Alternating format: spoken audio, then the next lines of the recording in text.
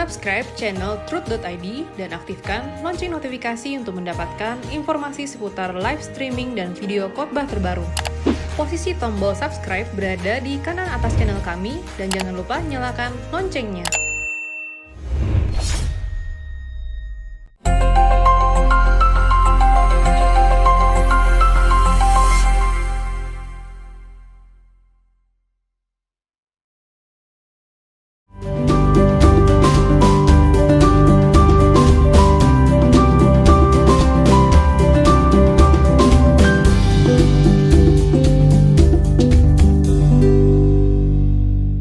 Bapak, Ibu, saudara-saudaraku, Yesus berkata, "Aku berkata kepadamu sesungguhnya pada waktu penciptaan kembali apabila anak manusia bersemayam di tahta kemuliaannya, kamu yang telah mengikut aku akan duduk juga di atas 12 tahta untuk menghakimi ke-12 suku Israel."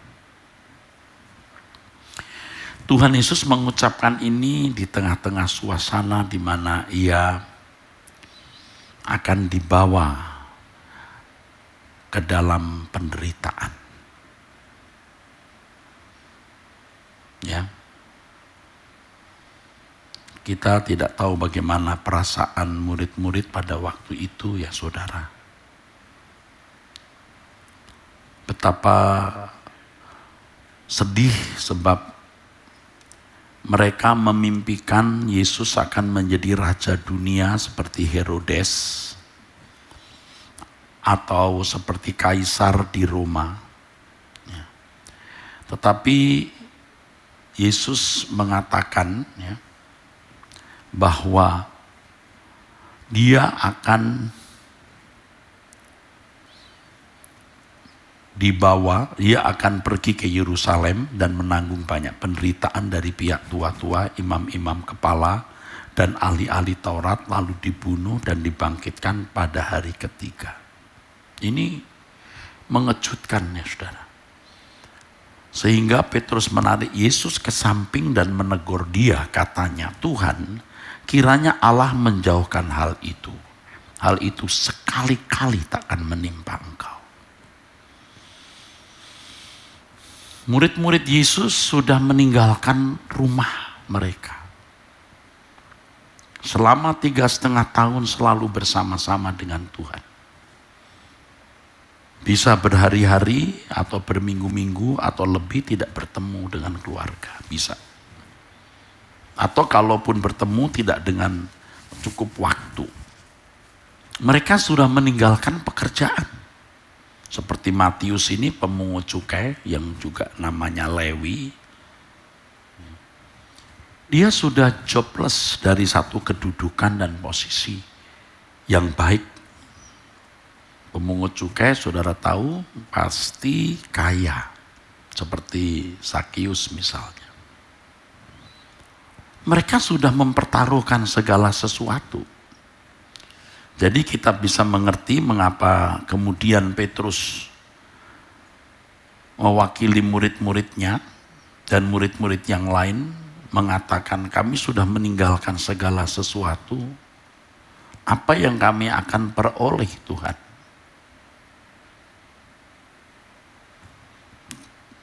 Kami sudah meninggalkan segala sesuatu, apa yang kami akan peroleh? Jadi sekarang setelah kami meninggalkan segala sesuatu, Yesus ke Yerusalem bukan menjadi raja, karena Yerusalem memang pusat pemerintahan. Mati. Dibunuh. Coba. Saudara, ini guncangan. Murid-murid itu bisa menjadi syok. Karena hal itu, saudara, bisa menjadi syok.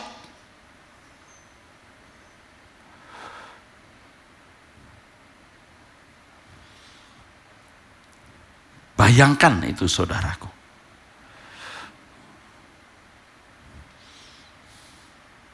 Saya mencoba menghayati fragmen ini, saudara. Bagaimana kalau saya ada di posisi murid-murid Yesus? sangat besar kemungkinan akan berkata, apa-apaan ini?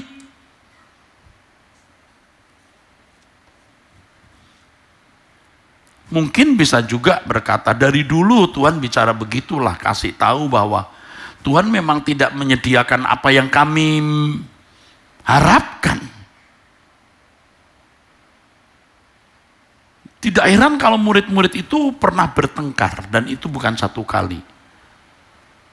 Mempersoalkan, memperkarakan siapa yang paling besar di antara mereka nanti di kerajaan yang Yesus akan menjadi rajanya. Sampai orang tua Zebedius, ya, Mama Yohanes datang langsung, ini punya hubungan koneksitas itu, karena menurut para ahli ini Ibu Zebedius ini memiliki hubungan famili dengan keluarga Maria Yusuf. Minta supaya anak-anaknya kan duduk di sebelah kanan kiri Tuhan Yesus. Jadi orang-orang penting di kerajaannya.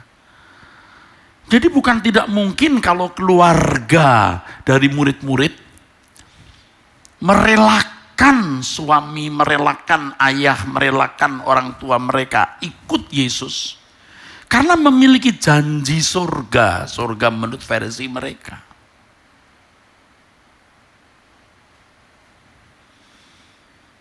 Jadi keluarga mereka juga merelakan karena mereka berharap akan memperoleh keadaan yang lebih baik. Jadi ikut Yesus karena mau mengubah nasib. Nasib di bumi ini, saudara. Tetapi ternyata, saudara, Yesus ke Yerusalem bukan menjadi raja, tapi mati dibunuh. Syok, tapi sudah kepalang basah, saudara. Siapa tahu nanti bisa berubah keadaan. Dan saudara tahu mengapa Yudas menjual Yesus? Kemungkinan, dan ini bisa sangat benar, Yudas itu tidak bermaksud mau membunuh Yesus gurunya. Hanya untuk 30 keping perak. Itu uang kecil, uang 30 keping perak itu, saudara. Kami di sekolah tinggi teologi, waktu masih kuliah mempelajarinya. Dan para teolog yang belajar pasti mengerti. Itu uang kecil, saudaraku. Maksud Yudas itu adalah dia mengkondisi di mana Yesus bisa menampilkan diri. Ya. Menampilkan diri, menunjukkan kuasanya, keperkasaannya untuk menjadi raja, menaklukkan musuh. Musuh utama mereka itu kan pemerintahan dari Roma, pemerintahan kekaisaran Roma. Bisa menghalau orang-orang kafir yang mereka anggap kafir, non-Yahudi itu, orang Roma keluar dari tanah suci mereka. Sebenarnya Yudas mengkondisi itu untuk mempercepat Yesus menjadi raja. Tapi ternyata skenarionya gagal. Tidak heran kalau dia mengembalikan 30 keping perak lalu mengatakan apa? Aku menyerahkan darah orang yang tidak bersalah. Ya salah kamu. Anda tahu kan uang itu dibanting, dibuang, disebar, saudara. Karena memang bukan uang itu tujuannya, bukan 30 keping perak itu, bukan. Tujuannya Yesus tampil sebagai raja, tentu dia akan menjadi menteri keuangan. Dia biasa mencuri. Kalau menjadi menteri keuangan, kalau dia bisa mengambil uang akan lebih banyak daripada uang pelayanan.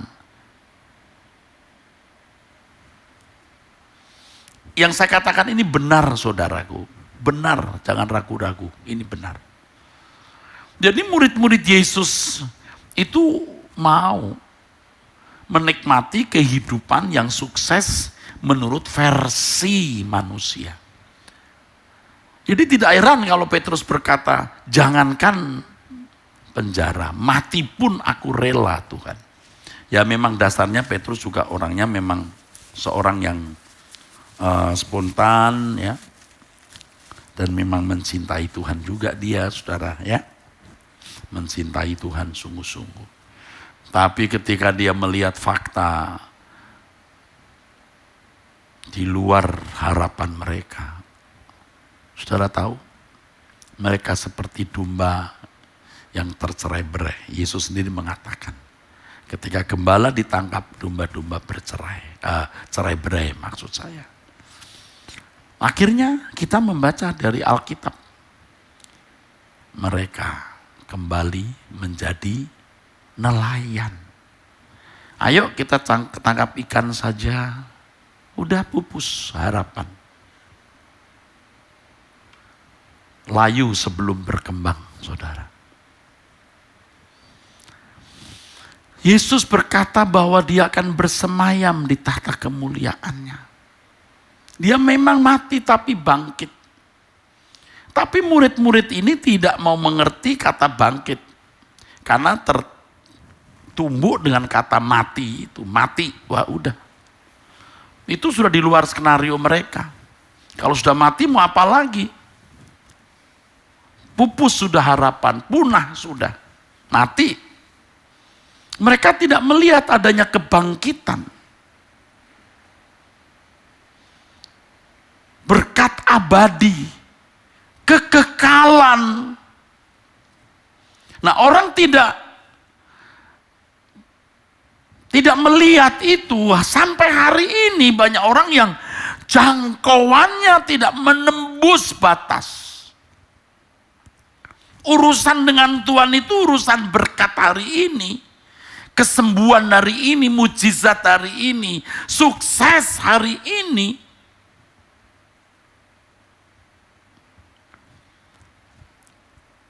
Matius 19 ayat 28 sudah kita pelajari 3 minggu ini.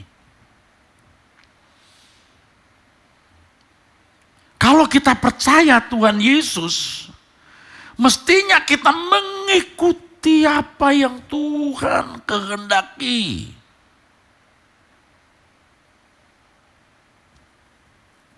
Tuhan mau mengajak kita jalan 1000 kilometer, kita maunya 10 kilometer. 10 kilometer ini fana. Mau seberapa senang tidak ada artinya. Padahal ini ilustrasi belum pas, belum paralel dengan fakta. Tuhan memberikan kita berkat kekal, bukan 1000 tahun, bukan 1 juta tahun, lebih dari 1 miliar tahun, bahkan juga tidak 1 triliun tahun. Tidak berujung. Tidak ada batasnya. Lah kita cuma hidup tidak lebih 100 tahun loh saudara. Urusan dengan Tuhan itu mesti urusan kekekalan saudaraku. Bukan urusan hidup hari ini dan esok sebelum kubur. Kristus itu harus tinggal di sorga sampai waktu pemulihan segala sesuatu. Seperti yang difirmankan Allah dengan perantaraan nabi-nabinya yang kudus di zaman dahulu. Kisah Rasul 3 ayat 21. Nabi-nabi dulu sudah punya insting. Ini ada berkat besar ini. Yang diajarkan oleh seorang nabi. Maksudnya itu anak Allah itu. Yesus juga jabatannya nabi saudara. Maka dikatakan nabi-nabi dan orang-orang benar ingin mendengar apa yang kamu dengar, ingin melihat apa yang kamu lihat.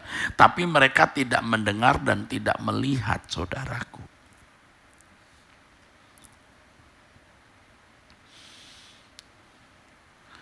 Jadi kalau Tuhan mengizinkan COVID-19 melanda dunia, ini baru COVID-19, nanti entah ada apa lagi.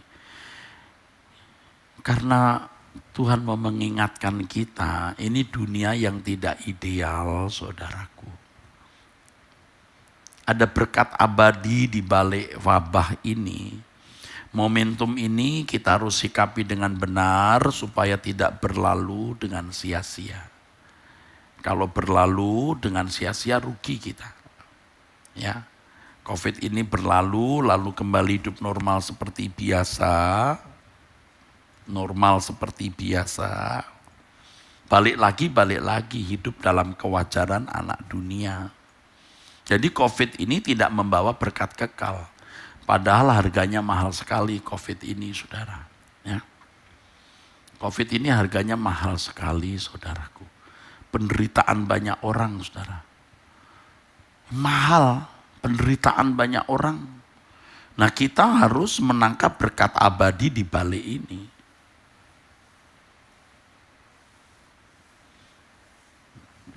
Mungkin saudara berkata, ya Pak, yang meninggal baru berapa Pak, dibanding sekian miliar jumlah manusia kan gak ada apa-apa. Loh, saudara jangan bicara begitu, saudara tidak menjadi korban. Keluargamu tidak menjadi korban, saudara masih merasa, wah ini baru sedikit. Loh, saudara ngerti gak bagaimana orang tua yang dibawa ke rumah sakit,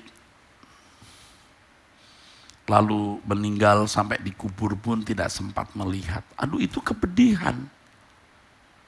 Ya bagi orang percaya yang benar ya akan bertemu lagi nanti di rumah Bapa di kerajaan Tuhan Yesus. Tapi apakah benar sudah ikut Yesus dengan baik? Ini mahal harganya, jadi kita serap, kita terima, kita grab, kita tangkap, saudara, berkat abadinya. Ya, saudara. Jangkauan pandang kita harus berubah, saudara. Saya mengajak saudara untuk melayani pekerjaan Tuhan dengan menekankan dua hal. Ya, dua hal dulu.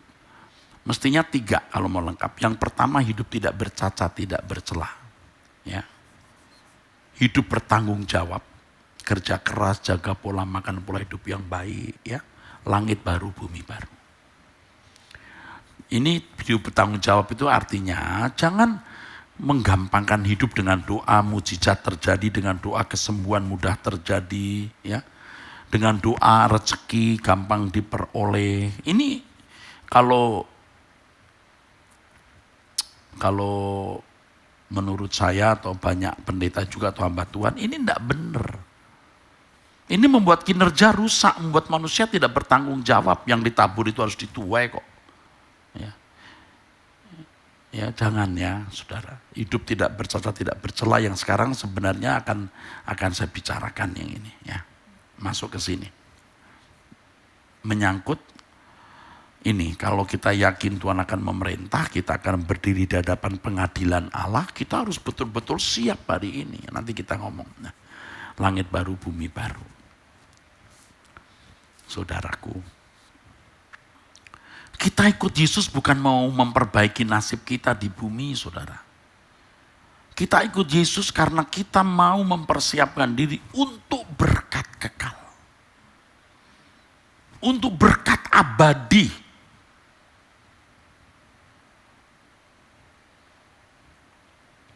Jangan sampai atmosfer jiwa yang sudah banyak dirusak oleh dunia ini tidak pernah diperbaiki dengan paradigma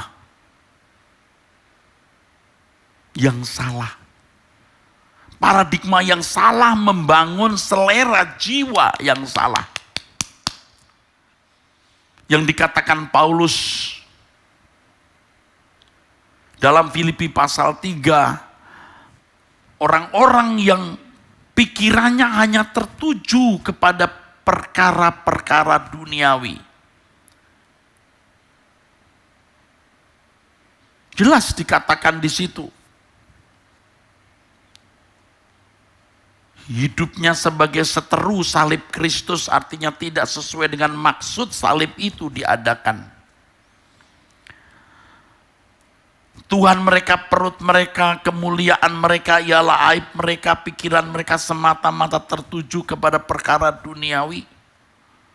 Yang diomongin gadget baru, merek mobil, arloji, barang-barang, tontonan, hiburan, wisata. Bukan tidak boleh wisata, bukan tidak boleh punya mobil. Itu harus menjadi pelengkap hidup kita untuk mengabdi kepada Tuhan, bukan tujuan kita menikmati dunia.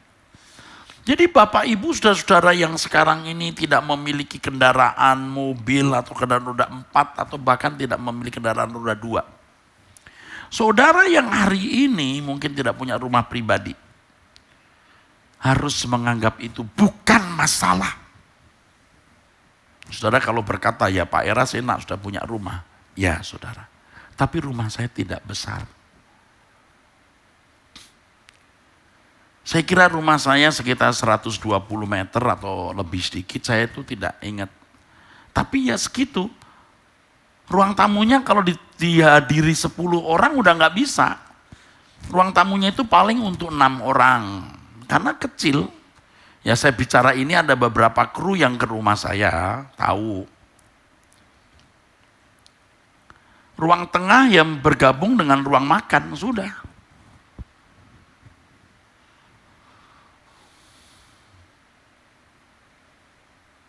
Benar saudaraku.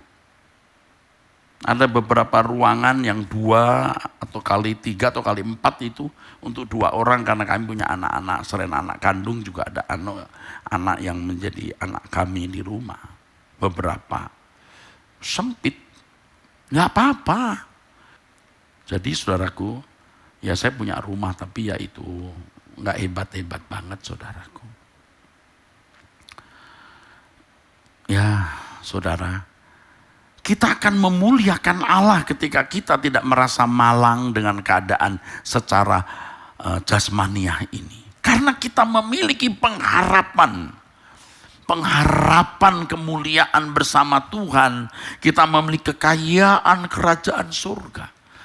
Dan itu harus kita yakini sebagai sesuatu yang benar-benar real. Bukan omong kosong. Sebab memang faktanya selangkah kita meninggal dunia, selangkah kita akan menghadapi kekekalan itu. Saudara, kembali kepada murid-murid yang syok. Tapi mereka sudah melewati masa syok itu. Ketika mereka melihat Yesus bangkit, dan Roh Kudus dituangkan, lalu mereka mengerti maksud kedatangan Yesus. Yang tadinya setelah kebangkitan Petrus bertanya, kapan Tuhan memulihkan kerajaan bagi Israel? Kapan Yesus jadi raja? Kapan kami akan menjadi punggawa dan hulu balang, menteri-menteri dan orang penting secara politis di kerajaan itu? Tidak lagi saudaraku. 1 Petrus pasal 1 ayat yang ketiga keempat, Petrus mengatakan dalam suratnya, harta kita itu di surga. Ayat 13 dia mengatakan, letakkan seluruh pengharapanmu pada penyataan kedatangan Yesus. Tidak heran kalau murid-muridnya kemudian mereka memberitakan Injil dan mati dengan cara yang terhormat bagi orang percaya. Terhormat artinya mereka mati dipancung, mereka mati disiksa, bahkan menurut tradisi gereja Petrus disalib dengan kepala di bawah. Coba saudaraku. Nah sekarang kita hidup dengan suasana dunia yang terbuka untuk dinikmati. Ini rawan sekali saudara.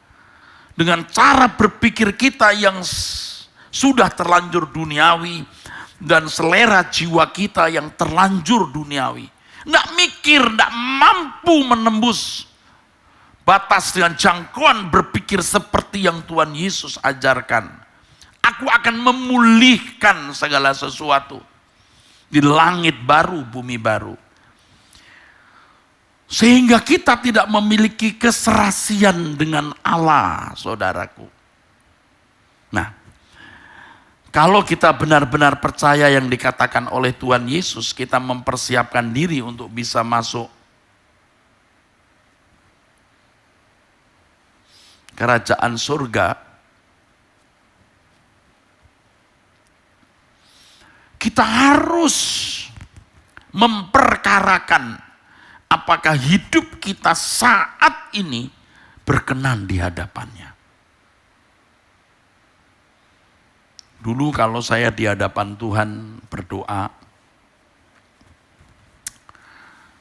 saya mengoreksi diri, saya minta ampun, bersih-bersih diri, minta dikoreksi juga kalau ada salah-salah yang saya tidak sadari, saya minta ampun, koreksi, bersih-bersih diri.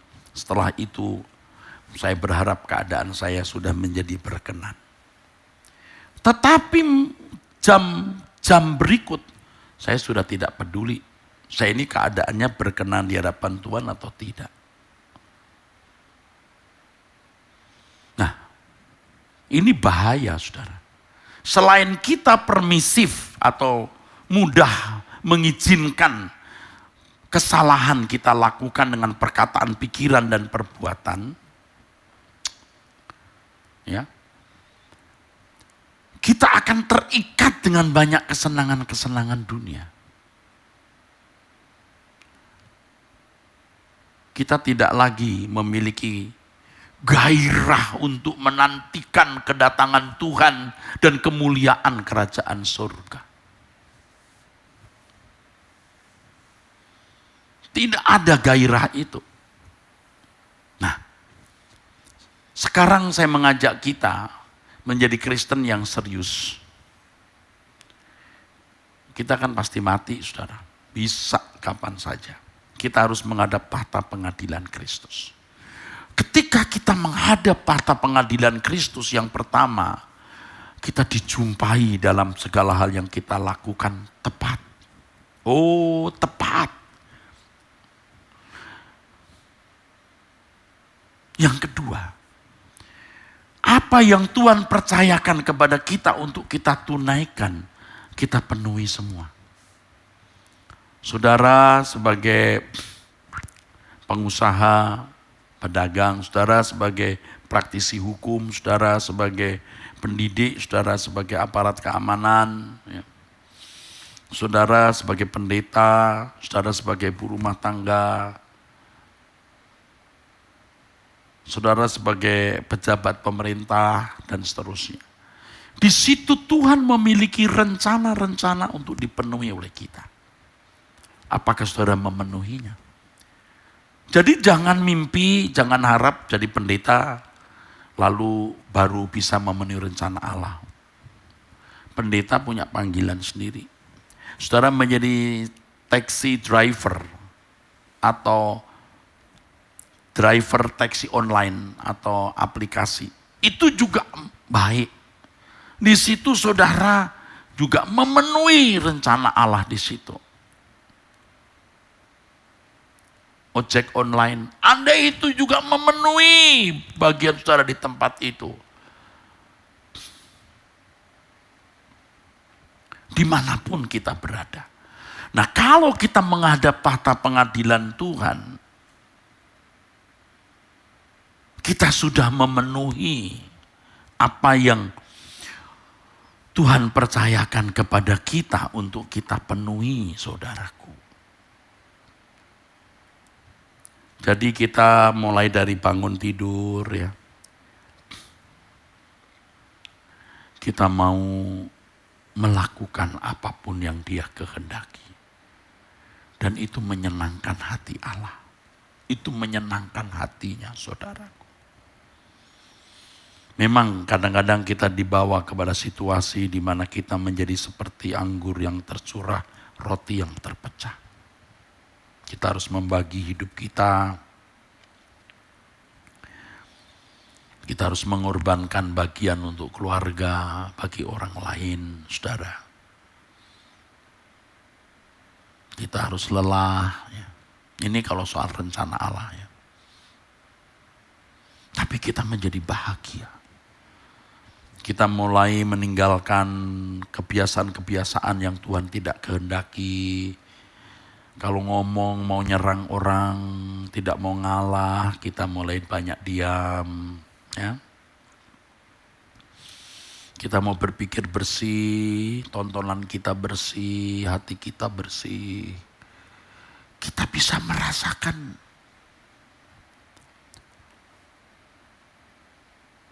Tuhan disukakan, saudaraku. Dan itu membahagiakan. Saya ingat ya, Nuh. Dari keadaan dunia yang jahat waktu itu, Nuh menjadi anak penghiburan. Penghiburan bagi manusia atau sesamanya yang diberi kesempatan lolos dari kebinasaan. Tetapi Nuh yang mendapat kasih karunia di hadapan Allah yang menjauhi kejahatan itu, Nuh yang menghibur hati Allah. Kalau kita membaca di dalam kitab Kejadian, saudaraku, itu ada ayat yang miris ya. Kejadian pasal 6 itu. Ketika dilihat Tuhan, ayat yang kelima, bahwa kejahatan manusia besar di bumi, dan bahwa segala kecenderungan hatinya selalu membuahkan kejahatan semata-mata, maka menyesalah Tuhan bahwa ia telah menjadikan manusia di bumi, dan hal itu memilukan hatinya. Memilukan hatinya. Ayat 9. Nuh seorang yang benar dan tidak bercela di antara orang-orang sejamannya. Dan Nuh itu hidup bergaul dengan Allah. Allah tidak akan bergaul dengan orang yang tidak memberi sukacita di hati Allah. Nuh dalam tanda kutip seperti menghibur Allah. Di Lukas pasal 18 ayat yang ke-8, Yesus berkata, ketika anak manusia datang, apakah ia mendapati iman di bumi?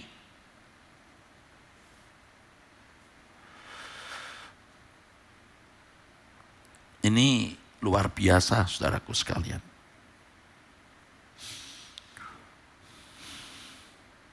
Lukas pasal 18 maksud saya, ayat 8.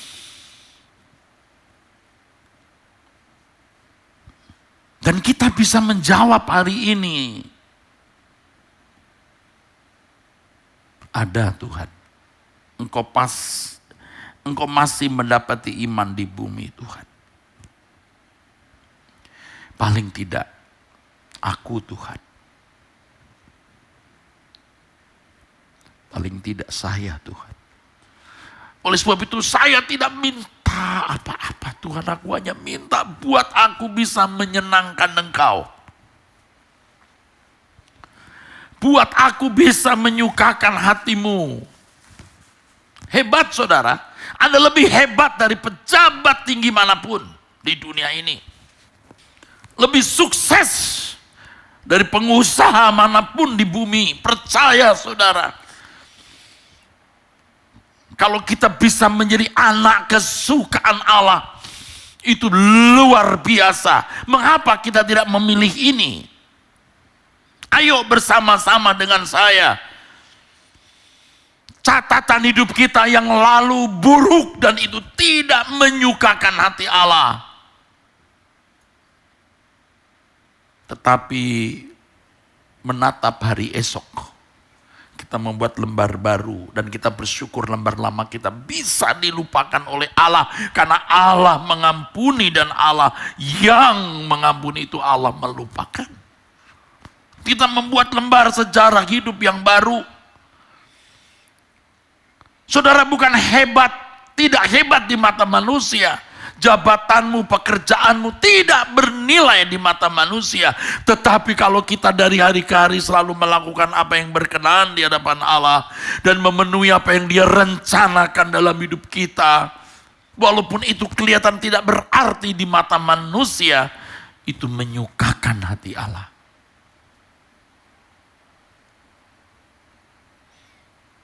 Dan kepada orang-orang di sekitar saya ini, para kru, sound engineering, saudara melayani Tuhan yang besar, bukan melayani Erastus.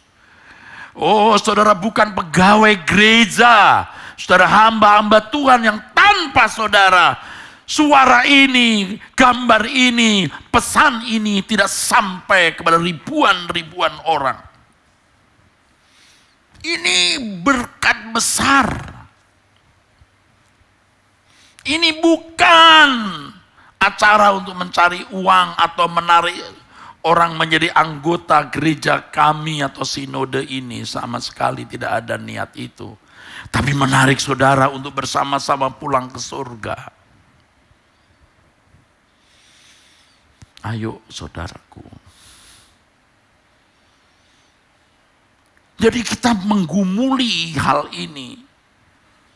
Setiap saat kita selalu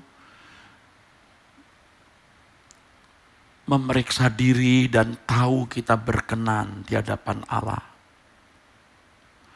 Jangan gambling. Mungkin berkenan, mungkin tidak. Oh bahaya saudara. Untuk yang lain bisa gambling. Tapi yang satu ini jangan gambling. Mobil yang belum tentu ditabrak atau menabrak saja. Dipastikan untuk ada yang menjamin kalau ditabrak atau menabrak. Karenanya diasuransikan. Kenapa kita tidak punya kepastian? Kepastian yang tidak dibangun dari pengertian seperti apa yang diajarkan para teolog dan pendeta. Saya tidak anti teologi ya. Kita harus berteologi. Itu panggilan yang kudus. Dan itu wajib. Tapi jangan membangun keyakinan dari pengertian di dalam pikiran.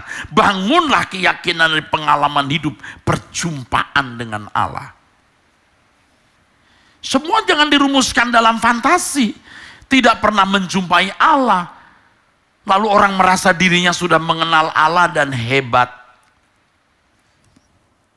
Jangan begitu, saudaraku.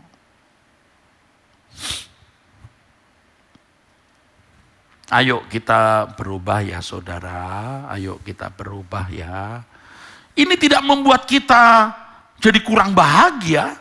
Tidak membuat kita jadi aneh dalam hidup. Tidak membuat kita jadi nyentrik lalu dijauhi orang. Tidak membuat kita jadi rusak dalam kerja. Etos kerja kita jadi rusak karena kita pikirannya ke langit baru, bumi baru. Enggak. Justru kita menjadi maksimal kerja karena disitulah kita melayani Tuhan. Prestasi, hasil, produktivitas kerja kita adalah karya abadi karena kita persembahkan bagi Allah. Indah sekali. Kita bangun tidur, kita mengisi hari kita untuk menyenangkan hati Allah. Menyenangkan hati Tuhan yang akan datang menjemput kita di kerajaannya. Di waktu-waktu tertentu di depan monitor komputer saya, saudara, yang memang monitornya lumayan besar. Saya mencari gambar-gambar pemandangan alam. Saya duduk, saya liatin dengan musiknya ya. Nanti ada di Norwegia pemandangannya ya. Di Skandinavia atau di mana gitu. Bagus, bagus. Nanti saya lihat lagi universe jagat raya. Menyemangati hidup saya. Nanti di langit baru, bumi baru, saya akan menyaksikan keindahan ini. Sekarang kanan saya tembok, kiri saya tembok, depan rumah sudah tembok, padat penduduk. Hijau-hijau nyaris juga tidak ada. Apalagi suara burung, saudara, tidak ada. Tidak ada sepoi-sepoi angin, tidak ada angin AC yang kurang sehat untuk badan mestinya. Kurang baik maksud saya. Bukan angin alam yang membawa kekayaan oksigen itu. Saya lihat menyemangati hidup saya. Jagat raya luas. Ada jutaan miliar triliun planet-planet dan galaksi-galaksi. Indah sekali. Pemandangan alam, harmoni warna antara laut, pepohonan gunung, pelukis agung. Nanti di kerajaan surga semua akan digelar sempurna. Aku menaruh harapanku di sana. Makanya sekarang kalau aku hidup dari ketinggian tahta Bapa di surga, aku mau didapati berkenan. Waktu saya berdoa tengah malam, saya tidak ingin suara saya didengar. Tapi saya rasa ingin berteriak dan berkata, Tuhan tolong aku untuk bisa menyukakan hati-Mu. Dan ini yang ku minta, tidak ada yang lain.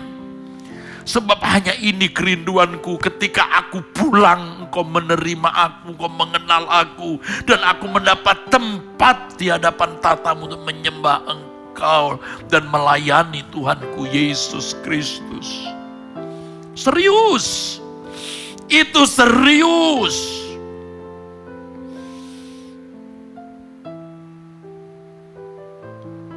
Saya mengajak saudara untuk ini. Tidak ada ruginya. Sulit memang. Bisa kita jalani. Tidak ada yang tidak bisa kita lakukan kalau itu berkenan di hadapan Allah dalam pimpinan Roh Kudus. Pasti kita bisa lakukan kalau itu berkenan di hadapan Allah oleh pimpinan Roh Kudus. Bisa. Bapa, dari ketinggian tatamu, Kau selidiki setiap kalbu. Pada semua insan di bumi, Kau yang menguji. Bapa, aku sungguh merindukan menjadi anak kesukaan, seperti simfoni yang merdu di hadapan-Mu. Kiranya Engkau temukan di mata-Mu aku berkenan di antara manusia. Itulah kehormatanku terindah dalam hidupku, kebahagiaan di hadirat-Mu. Kiranya Engkau temukan di mata-Mu aku berkenan di antara manusia.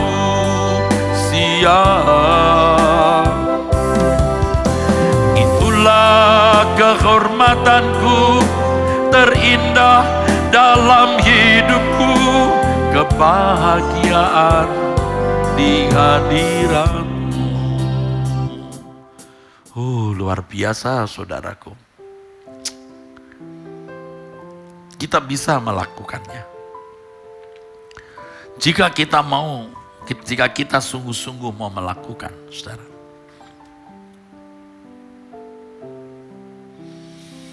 Itu berarti kita percaya kepadanya. Bagaimana setiap saat kita berjaga-jaga, memeriksa diri, saudara. Ayat mana yang kita langgar, saudara? Dengan khotbah seperti ini. Apanya yang sesat? Tidak ada.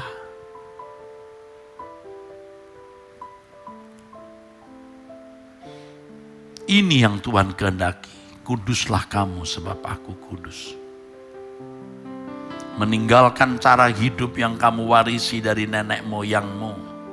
Menanggalkan segala sesuatu yang tidak berkenan di hadapan Allah.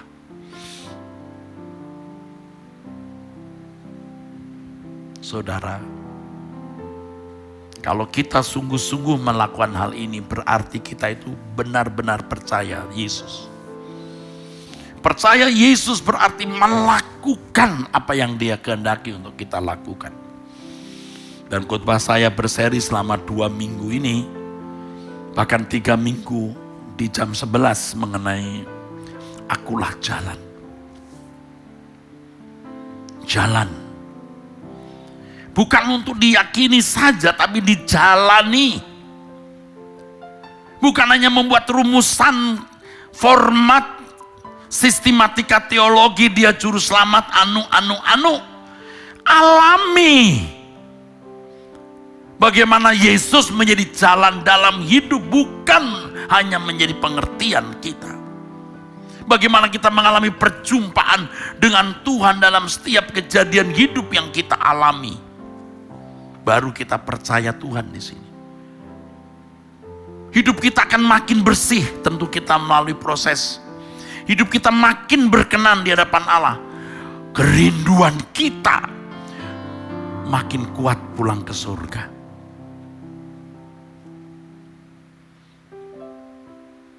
Menjadi doa kita. Oh, haleluya. Agar kita dijumpai Tuhan benar-benar berkenan, saudaraku. Tidak ada yang lebih menarik dalam hidup ini selain menyukakan hati Allah. Kita belajar menjaga perasaan Allah yang tidak kelihatan. Kita memiliki pemahaman dan sungguh-sungguh penghayatan. Dia hidup, dia nyata, dia hadir. Dan aku menghormati kehadirannya dengan sikap yang nyata di dalam hidup ini. Kita telah banyak melakukan kesalahan di waktu-waktu yang kita lalui. Banyak kesalahan yang telah kita perbuat. Kita tidak menjaga perasaan Allah. Karena kita lebih menghargai perasaan kita sendiri, lebih menghargai nafsu-nafsu, ambisi dan keinginan kita. Kita lebih menghargai perasaan orang. Sekarang kita mau menghargai Tuhan secara patut. Kita sekarang mau menghargai Tuhan secara patut. Ayo kita berlomba di sini.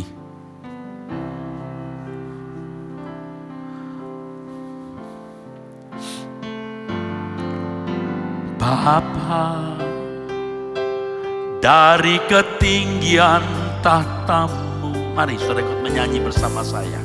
Kau selidiki setiap kalbu,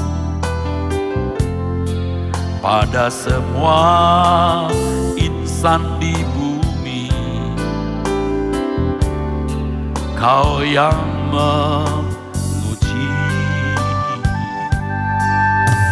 Bapa, aku sungguh merindukan menjadi anak kesukaan, seperti simfoni yang merdu di hadapanmu. Kiranya engkau temukan di matamu aku berkenan di antara manusia. Itulah kehormatanku terindah dalam hidupku, kebahagiaan di hadiratmu. Kiranya engkau temukan di matamu aku berkenan di antara manusia.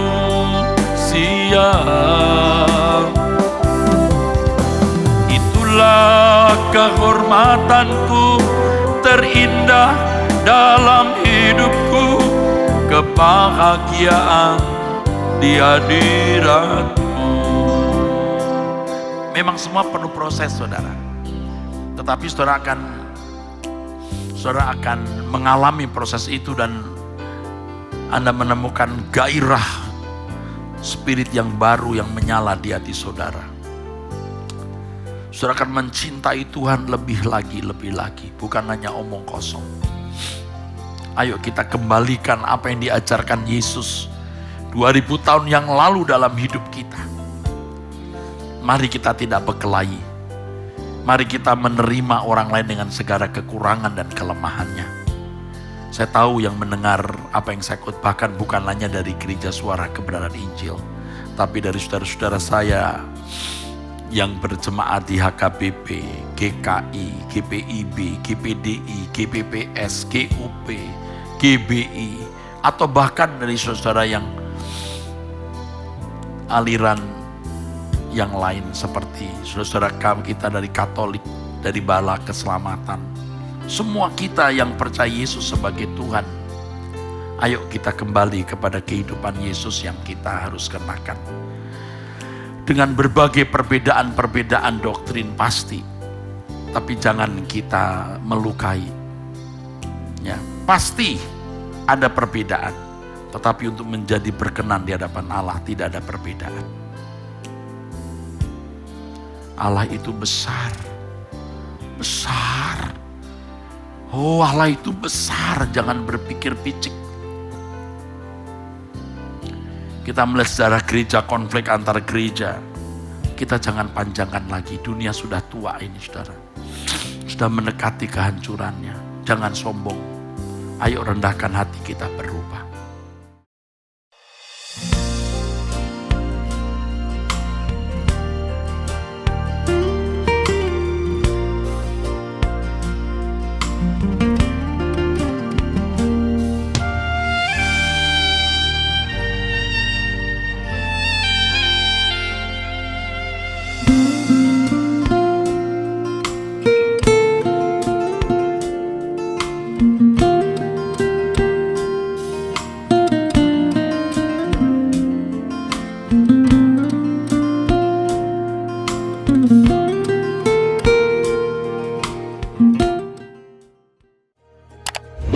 Subscribe channel Truth.id dan aktifkan lonceng notifikasi untuk mendapatkan informasi seputar live streaming dan video khotbah terbaru.